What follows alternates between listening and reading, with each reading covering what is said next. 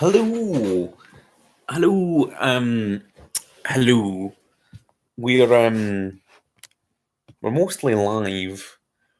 Uh, oh god, I shouldn't set the computer on me because you're gonna have to cope with horrible angles and also my strange hair when I do this. Weird angles and it'll bob up and down while I laugh at myself. But yeah, I I've just read Heroes in Crisis number 7 of 9. It's really. Oh, was that a bit of. No, it's just a bit of light there. It's really dragging, and I'm just gonna say like this. This is so comfortable. I wonder if this is like an aesthetic way. There goes that jiggle again. I wonder if this is an aesthetic way of presenting audio and visual information to the viewer. You can see my jowls and my underbeard, my neck beard, really. I can't even check if there's some sort of other screen up here projecting it. There's a lot we could do for the setup. But yeah, and Ed Sheeran, I should say. I don't know if you can. The video quality is not great. I don't know if you're probably able to guess that was Ed Sheeran behind me. My wingman, Ed Sheeran, will be with us on this one, and I'm sure he's got a lot to say about Heroes in Crisis number 7. I've just read it. I thought I'd go with the kind of really low quality, low effort, immediate reaction response. I feel like I don't have spoilers for your ability to stick around. I feel like I don't have that much to say that's really interesting about this issue, which I feel is something interesting to say in this issue itself, because, like I say, really starting to drag now. It's been dragging since day one. It's not been a good time. We've not had good times with our friends, the superheroes, and their problems. I've got a pillow. I can probably put this on a pillow here. There we go. That's better. Look at that. What a more professional. I like this. Bye. I always forget to do context as well. Context is something I don't agree with. I don't agree with context. DC agrees with me as well because they don't do that little thing where they put the what's been happening at the start of the comic. Let's do research. Did they do it in this? No, they started. They just started with their patter. Yeah. Context. Heroes in Crisis is a DC Comics. I was going to say summer event. It's not a summer event. Has it been going on since last? No. It's been going on since September-ish. I could count months back, but that's far too much effort. But yes, it's been going on for a while. It's been going on for 7 months-ish. And it's been quite consistent. There's not been that many delays that I've noticed, really. Can't say I've been looking forward to Heroes in Crisis every month. I have been buying it, and I have been hate reading it. Partially because I wanted to get in on the DC scene, and I wanted to read the current event. And then once I'd read the first issue, I just kind of had to, because the things in it that happened were so weirdly, unimaginably hateful that I kind of had to stick with it. And then it got a wee bit better. Each issue has been not as bad as that first one, and there's been improvements here and there. I mean, it makes it less worth of a read because it's less inexplicably bad, but it's still pretty poor. The minor revolution, the minor revelation I had, and I don't know if I covered this in my last video, is that reading this issue, I just kind of felt it's happening, but it's not really happening. I don't agree with this Tim and or Tom King. We'll just call him King. I don't agree with King's interpretations of the current DC characters, and a lot of the book is just waffle. It's just waffle. I don't want to read a lot of it. I have to sit there and read the words, but my eyes just glaze over when he's talking. And what I mean, I don't when I say he's talking, it's him, the writer, talking to the characters, and none of the characters really feel specifically unique, other than maybe Harley Quinn. But then Harley Quinn is just talking Harley Quinn pish for all of it, so it's just not good. It's not good. It's not good. I mean, if you've watched any of my other Heroes in Crisis videos, I've probably hammered the point home that it's not good. And buckle in because it's going to be another video of that. It's another line cover. You look at the cover, it's Superman. He's like, enough. Spoilers, context and spoilers. There will be spoilers. I've already spoiled things. I don't necessarily think so. There will be spoilers. This scene depicted on the cover doesn't happen in the book, and that's like usually like we're being lied to kind of thing you see in videos.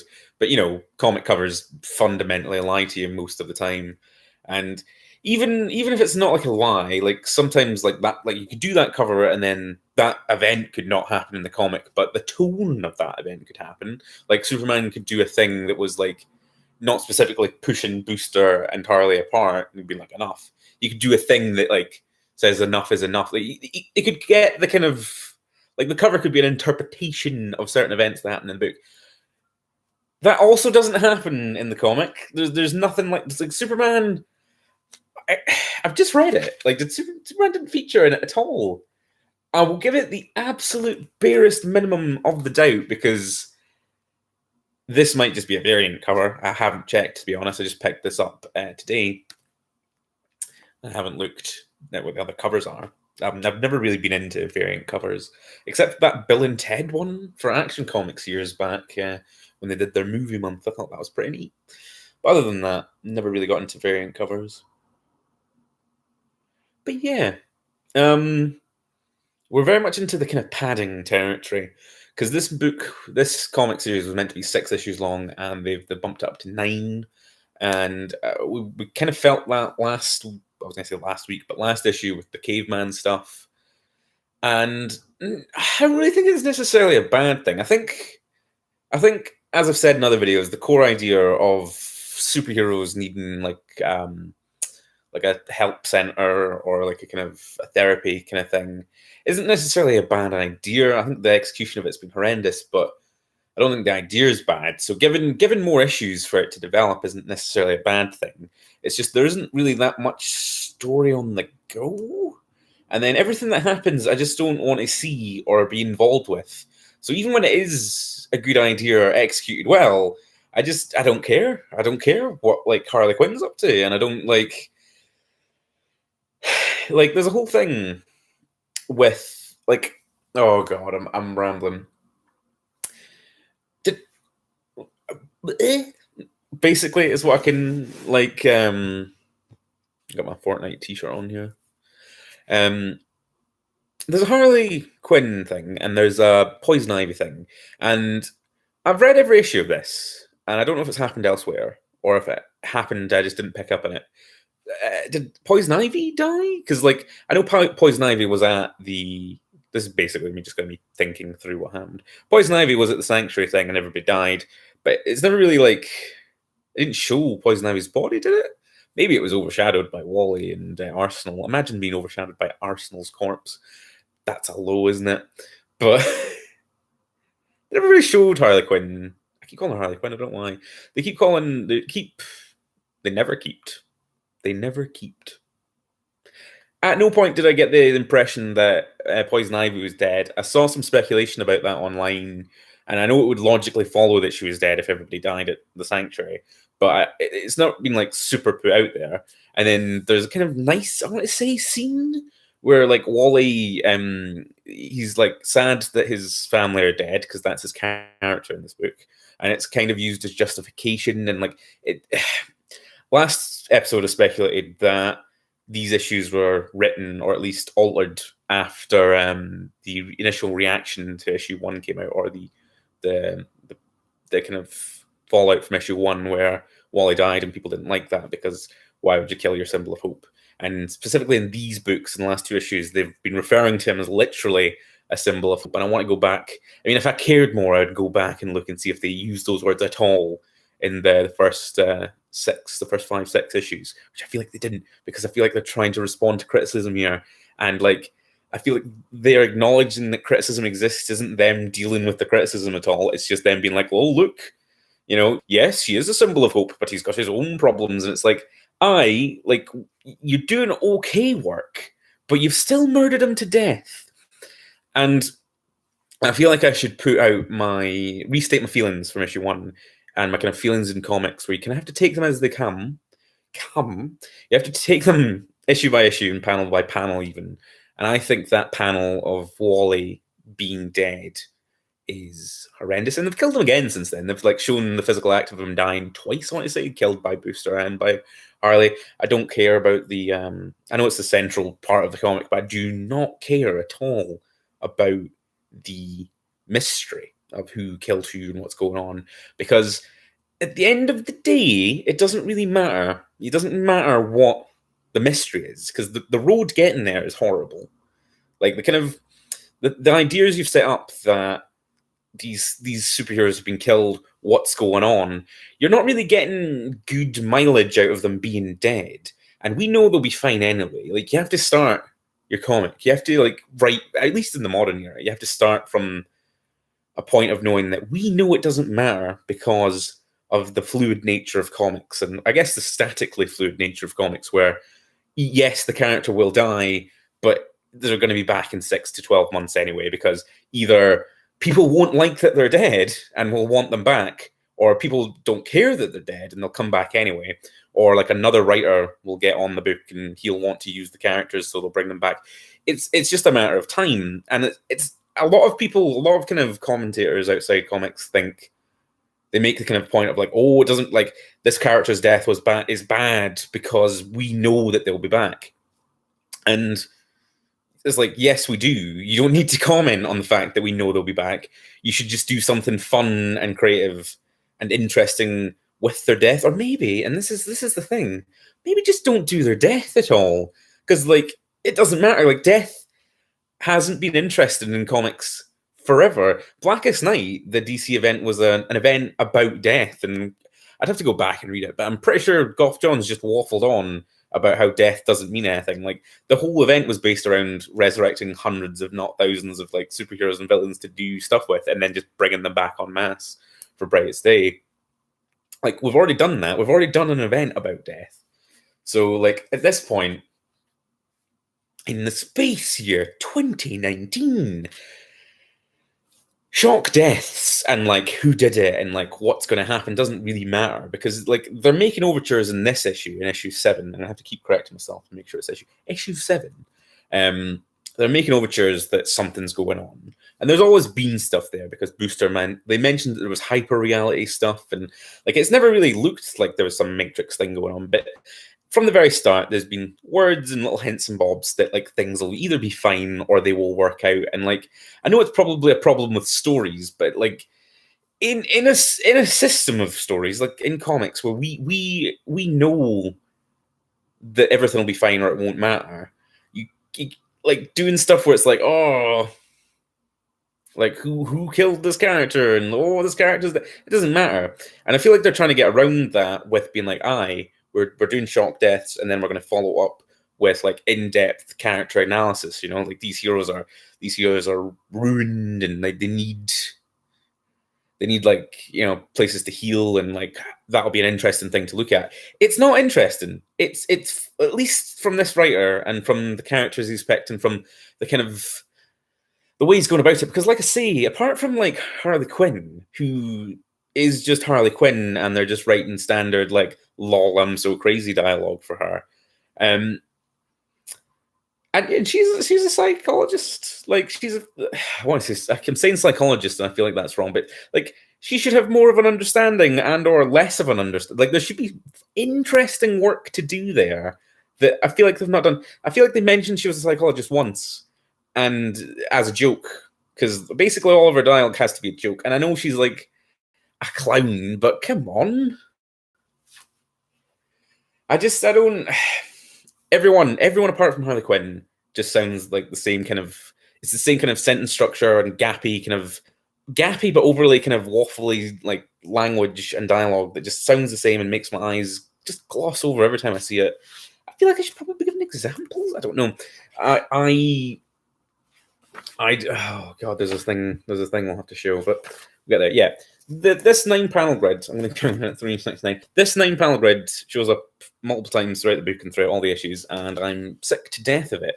Like, only Bendis could do that. Only Bendis could do, like, talking heads to that such a degree, to that kind of joking, such a, like, a gag, that I would be okay with it. Like, I'd be like, oh yeah, that's Bendis, whatever, you know? Again, I have Stockholm Syndrome for Brian Michael Bendis because I've read too much of him to, like, be angry at him at this point. I don't have that kind of inbuilt love-hate for King.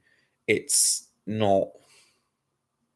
I don't know. It's not fair. It's hypocritical of me, but I don't have time for it. I just don't physically have time for it. Like I say, I don't have that much really, because like I say, it's just kind of treading water at this point. They've got a thing where Wally might be alive or he might be dead or something, and now Harley and Booster, who have been at odds for the entire series, are going to work together because they had this issue consists of them having like a fight, kind of, and like it addresses some things about Booster's shield and that his shield was broken, but Ted Cord fixed it. And I feel like that's like a slight jab at the people criticizing the early issues because they were saying like, how is this working with Booster? Shouldn't Booster have a shield? Like again, you've acknowledged something, but it doesn't feel like it's coming from a good place, really. I know that's kind of hard to judge, and I know there's like it's a lot of it's a lot writing these comics, and there'll be a lot going into them, and you're juggling a lot of characters. So little things like that will happen, and like it just doesn't feel like it's coming from a good place. Specifically, if I cared enough to go check, I feel like it'd be a specific criticism that's been addressed there, and I guess we should give them points for at least them trying to address things. I just want it to be over. I just want it to be over so I can stop hate reading it. And I know I know that's a terrible statement, and I know I'm 100% part of the problem, but it's not been a fun hate read. And I feel like it would have been more of a fun hate read if it was only 6 issues. Because like I say, this is just padding, and this is me padding, telling you it's padding again. But if it had just been 6 issues and we'd cut out some of the more kind of needless...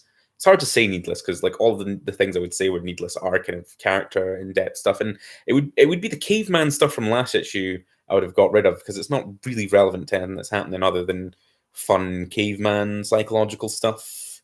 And I liked it, but you could put it elsewhere and not padded out the kind of runtime, I guess, of this comic. It's because I imagine those first issues sold really well, and they were like, "Oh, we'll put this to 9 issues, and people will milk as much money out of it as we can." I want to say I saw sales figures where it said that the drop off from issue 1 to 2, 3 on that was pretty massive. So I don't know if they're regretting that decision now. I don't really know how making money off comic books works at the kind of corporation level, but seems like a bad decision in retrospect. Not really a criticism there, more like just this is a thing that is happening. I want it to be ended. I want it to end, and I'm looking forward to whatever Bendis gets to do with the kind of event comics, because inevitably Bendis will put out a big summer DC event. It looks like he's putting his wee fingers out. He's doing his kind of Leviathan thing or whatever. I'm not reading Action Comics, so I've not seen anything about it. But I am aware that he's going to be doing his Bendis thing. And at this point, I don't know if Bendis's take on like DC event comics would be better than this, because I like Bendis and I'm enjoying his Superman run a lot, but he has been doing it forever, and he does like recycle a lot of stuff, and I don't really know what he could do necessarily that would be pretty hype for me, other than just being like, aye, this is his book. I kind of doubt that when Bendis does because I'm just assuming, like I've just got it locked in. I don't even know. I've not even researched this, but I'm assuming that he'll be doing the next DC event. I'm assuming when I read that, it won't be a hate read. It'll just be like, aye, Bendis, whether at this point. I look forward to the conclusion of Heroes in Crisis. It doesn't really feel like that much of a crisis, to be honest. And I covered this in other issues. I don't really mean it doesn't feel like a crisis. Crisis are a big cosmic event. I've talked to death about that. It doesn't really feel like an event. in the terms of like not just like a comic book event, but in terms of like things going on, like they've killed like superheroes die all the time and they have problems all the time, and it's kind of saying like, oh, this is the first time we're addressing these big kind of emotional problems that DC heroes have, and I feel like that's been done to death before.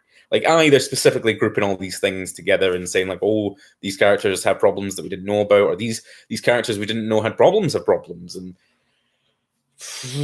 they tried to do it with Superman a bit, and that was kind of the most kind of out of character and out of just left field stuff from the middle issues of the series. This issue doesn't really have any of that because it is more focused, I guess, which would be points you could give it. It's more focused on Harley Quinn, Batgirl. The Batgirl stuff feels a bit kind of bad. I don't know. I don't know if this is consistent with King's Batgirl writings. I assume he's written some Batgirl stuff for the main Batman book.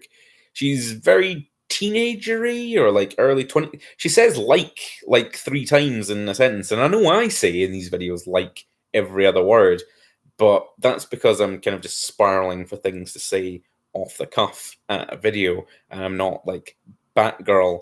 And I feel like Batgirl would be taking Harley Quinn to jail. In these books, she's teamed up with Harley to get to the bottom of what's going on, and she has somewhat of an adversarial relationship with Batman from the previous issues, because she doesn't necessarily lie to him, but she like goes off on her own after talking to him about what was going to happen, and just immediately teams up with Harley after they were looking for Harley. And I don't know, like, yes, Harley has problems, and they're pitched her as like she's currently a superhero. She's female Deadpool, but like, take Harley Quinn to jail, Batgirl. You can solve her problems. You don't have to physically go with her, and she has to keep reminding Harley not to kill people. And it's like this funny ongoing joke that she has to specifically keep telling Harley Quinn not to kill people. But like, I don't find that funny coming from like Batgirl, and it's weird. It's really weird. Like, maybe it's because I've been out of comics for that period of time. There was a gap. I started Rebirth, and then I don't know, was it a year, 2 years? I don't know. And I've never been a big Batgirl fan. I can't really claim that, but take Harley Quinn to jail? Don't team up with her and go running across rooftops. She like punches out Ted Kord in this issue. There's a kind of interesting bit of stuff where Ted Kord's consciousness is plugged into his Beetle ship that's powering Booster's shield for reasons. And then that's revealed to her, and then she immediately punches Ted Kord out. And don't know, really, that just kind of, it was so that Harley could fight Booster and kill him, it seemed. Like, she was telling him not to kill people, but like, you've given Harley Quinn the opportunity to kill Booster at that point because you've taken his shield away. So I don't really know what like Batgirl's plan would be there. I don't know what she was trying to get at, other than trusting Harley not to kill Booster, which she doesn't go through with. She doesn't kill him, which I'm happy to see. I could have seen this comic having Harley Quinn kill Booster Gold. I mean, that wouldn't be shocking. It wouldn't be a surprise. I'd be like, yep, that's something that they've kind of been building to, or at least thrusting at. So I wouldn't be necessarily surprised if that happened, but they kind of just don't, and then they have just bad dialogue. It's bad. I don't get it. It's just one of these things I don't click with. And I think that's kind of my problem with the whole series. There are positives, and I'm sure a lot of people get a lot of kind of enjoyment out of it. It's not something that I would necessarily seek out, really, which has been a positive for reading the comic, because like I say, I've been hate reading it, but at the same time, it's kind of a hate born out of like, I'm mostly like big kind of happy superhero shiny kind of events, big kind of cosmic stuff, or like big kind of bold Superman things, and I wouldn't necessarily seek out a kind of, not necessarily street level, but like lower kind of tier, lower kind of it's not the word, threat, vibe, something. It's not my usual kind of comic, even though it is like a big superhero summer event. It's not the kind of thing that I like. So I have enjoyed or I have at least found it semi-interesting to read it. And I haven't read anything of King, which I feel like might be part of the reason why I'm not getting enjoyment out of it, because I don't know if it's his first event, but it seems to be his first kind of, at least from a very, very casual observing of what he's done so far, it seems to be his first event. Correct me if I'm wrong, but so I'm sure there's people that are big fans of his Batman run that are at least getting something out of this.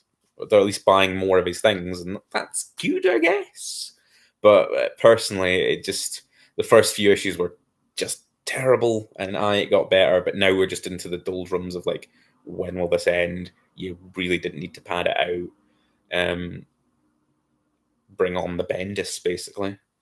I suppose speculation is a key part of YouTube videos. I don't care enough to speculate. Like, I guess I've been enjoying the book in a kind of truer kind of form, because I've just been like smacking into it every month, being like, all right, these are the things that are happening, these are the facts, enjoying things as they come. And that has been good, because it like, I feel like if I was more of a fan, I'd probably like spend time like in forums talking to people and like getting little bits of tidbits and lore and seeing other things from King's work and trying to work out where things go. But no, that not at all with this book. So I've just been taking it as it comes. I guess there's stuff going on with Wally. He seems to have made like some sort of like Speed Force duplicate of himself, and maybe that's the one that died. There was a really, really perplexing bit of like dialogue at the start where like I can hear myself say like now because I was talking about it earlier. There's a bit of perplexing dialogue where Wally West, the Flash, was talking about how he doesn't have his children anymore and he doesn't have his wife anymore, and they're presumably either dead or don't exist. And that is where I was at with him. They were like either dead or they don't exist. I assumed that like the retcons had retconned them away. But and he mentions how like some sort of crisis had done that. He says those like some sort of wibbly space crisis thing. He says that in the book.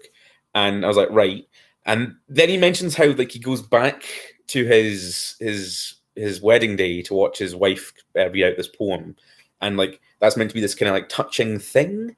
But like there, I can hear the likes. But if he can go back, if they exist somewhere in time, and the Flash can time travel, like again, like how is that a problem? How is that a problem? I assumed it was because they didn't exist or never existed. That makes it a problem, Flash. Like you just time travel.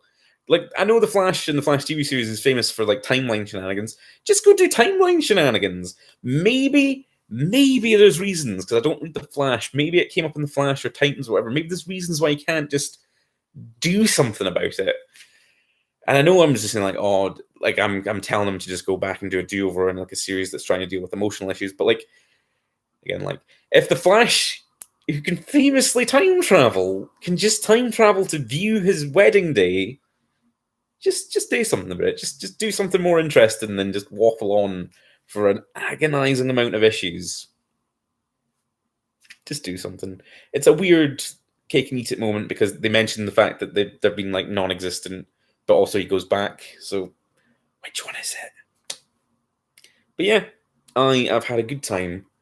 How long? We're at 30 minutes. Christ. I didn't think I'd waffle on this long. I thought I'd just like sit like this and be like, I read Heroes in Crisis. It's still going on. I feel like I'm a member of a dwindling population of people reading Heroes in Crisis. I saw on Comic Book Resources they were talking about how it's semi-tied into, or at least the implication was that things happening in Heroes in Crisis, the kind of public fear of superheroes, which apparently exists, which doesn't exist, is like tying in with Doomsday Clock, because Doomsday Clock, the Watchmen event, because for some reason DC thinks that people care about Watchmen. I know it's like one of the highest selling like graphic novels of all time, but like who really cares about Watchmen? And I know this isn't the video for it, but like I want numbers of people that actually physically care, because the number of people that physically care about Watchmen are probably like in their 50s, their 40s or 50s. It's such like an old man pleasing move, but like you're not going to please those old men by doing like integrating the Watchmen stuff into DC. You're just going to generate like big hate. I was going to say clicks, but hate buys for a little bit, and then it'll disappear. It'll dissipate. Like that's a whole other thing. But yeah, they were saying that like the kind of public. I don't want the public to hate the DC superheroes. It doesn't have to be Marvel. I know, at least when I was reading, was reading Marvel comics, the general public in Marvel were like the worst. The elected Norman Osborn like super cop of the world because they're the most legit people. They were like, I see that Green Goblin guy who's world famously the Green Goblin. Let's make him in charge of all the world's like police and armies, and that's probably not what it was. He was in charge of Shield or whatever. Hammer, was it called Hammer at the time? He was in charge of world policing, and that was kind of the number one kind of peak. Like the DC public are the worst. The Marvel public are the worst humans. And I know they've always hated mutants, so it's always been a thing. But geez, oh Marvel, and the DC public are not that. The DC public are famously like solid lads, and occasionally they get riled up. But come on, like the DC public are not going to be afraid of Superman now that they know that he might have emotional issues. Like, if anything, like wouldn't that make you more? Would that make you more or less like?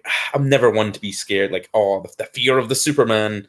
Like, Superman's a solid guy, and I can imagine that he probably has some sort of like issues that he deals with. He's not just always stealing cats. That's not something that I want to read in a comic. But like, if you're asking me to believe that, I could believe that if I was like some sort of generic cardboard cutout DC civilian. I could believe that and also not be scared of Superman because of the history of like him saving the world every day for decades. Anyway, I've got more enjoyment out of making this video than I have reading the comic, which made me happy. Thanks for watching. I'll awkwardly end the stream. There we go. End stream button. Love you. Bye.